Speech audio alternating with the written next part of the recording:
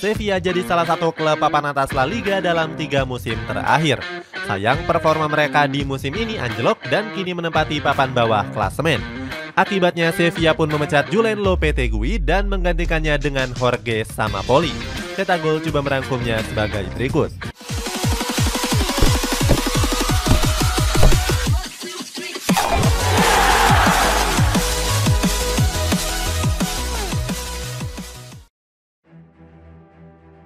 Konsisten di 3 musim terakhir.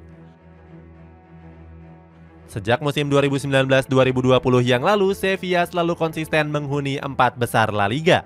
Hal ini pun diyakini berkat tangan dingin dari sang pelatih Julen Lopetegui. Pada musim 2021-2022, Los Nervionenses bahkan cuma menelan kekalahan sebanyak 4 kali saja. Mereka memenangkan 18 laga diantaranya dan mampu mendulang 70 poin. Sementara itu pada ajang Europa League musim 2019-2020 yang lalu, Sevilla berhasil melaju ke partai puncak. Saat itu mereka dipastikan juara setelah menekuk Inter Milan dengan skor 3-2. 3 gol Sevilla saat itu dicetak lewat gol bunuh diri dari Romelu Lukaku serta brace dari Luuk de Jong. Trofi ini merupakan trofi Europa League ke-6 untuk Sevilla. Artinya Sevilla jadi klub dengan peraih trofi Europa League terbanyak, mengungguli klub besar seperti Juventus, Liverpool, dan Atletico Madrid yang mengumpulkan 3 trofi saja. Sementara itu pada laga final ini sempat diwarnai dengan aksi nggak terpuji. Saat itu gelandang Sevilla yakni Ever Banega terlibat keributan dengan pelatih Inter Milan saat itu yakni Antonio Conte. Banega terlihat mengejek rambut Conte yang dianggapnya mirip wig. Akibat cemoohan itu, Conte menantang Banega untuk bertemu selepas pertandingan. Lepas pemain kunci. Sevilla jadi salah satu klub yang paling mendulang keuntungan besar di musim panas lalu. Saat itu, skuad Los Nervionenses melepas Jules Koundé ke Barcelona seharga 50 juta euro. Padahal Jules Koundé sendiri merupakan salah satu pemain kunci Sevilla dalam 3 musim terakhir. Selain melepas Koundé, Sevilla juga melepas Diego Carlos ke Aston Villa. Sama seperti Koundé, Carlos merupakan pemain yang berperan aktif mengawal jantung pertahanan Sevilla.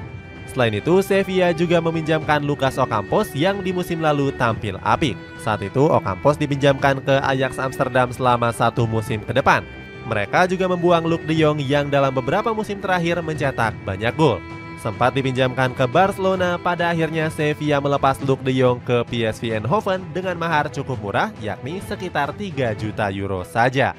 Sepanjang karirnya membela Sevilla, penyerang Belanda ini mencetak 19 gol.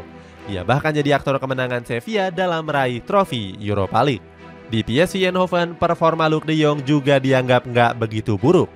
Dari 7 pertandingan, Luuk de Jong mampu mencetak 2 gol serta 4 assist. Irit belanja pemain.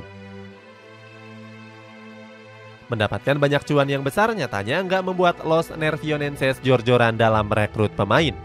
Dilansir dari situs Transfermarkt, Sevilla cuma mengeluarkan modal 26 juta euro saja. Nggak cuma itu, Sevilla juga lebih memilih mencari pemain gratisan. Hasilnya mereka mendapatkan Adnan Januzaj dan Isco secara cuma-cuma alias gratis. Uniknya, Sevilla juga ogah membeli pemain dengan harga yang selangit. Mereka bahkan lebih pilih untuk meminjam 2 pemain seperti Alex Telles dan juga Kasper Dolberg. Telles sendiri dipinjam dari Manchester United, sementara Dolberg didatangkan dari OGC Nice. Sevilla tercatat cuma mengeluarkan 27 juta euro saja untuk merekrut 2 pemain. Saat itu mereka mendatangkan Tanguy Nianzou dari Bayern Munchen seharga 16 juta euro dan Marcao dari Galatasaray dengan mahar kurang lebih 12 juta euro. Padahal saat itu Sevilla punya modal besar sekitar 64 juta euro. Artinya mereka mampu membeli pemain papan atas seperti Erling Haaland yang didatangkan seharga 60 juta euro saja. Terpuruk di awal musim ini. Keputusan dalam melepas pemain pilar jadi keputusan yang paling blunder dari Sevilla. Buktinya di awal musim ini mereka terpuruk dengan baru meraih 1 kemenangan saja. 1 kemenangan itu didapatkan saat mengalahkan Espanyol di tanggal 10 September yang lalu dengan skor 2-3. Mirisnya lagi, Sevilla mampu dikalahkan oleh Almeria yang baru saja promosi di musim ini. Di laga terbarunya menghadapi Atletico Madrid, Sevilla juga takluk dengan 3 gol tanpa balas. Kekalahan demi kekalahan ini membuat Sevilla terancam bakal terdegradasi ke kasta kedua. Selain itu, Sevilla juga tampil buruk pada ajang Liga Champions musim ini. Skuad Los Nervionenses gagal memenangkan 3 pertandingan yang sudah dimainkan.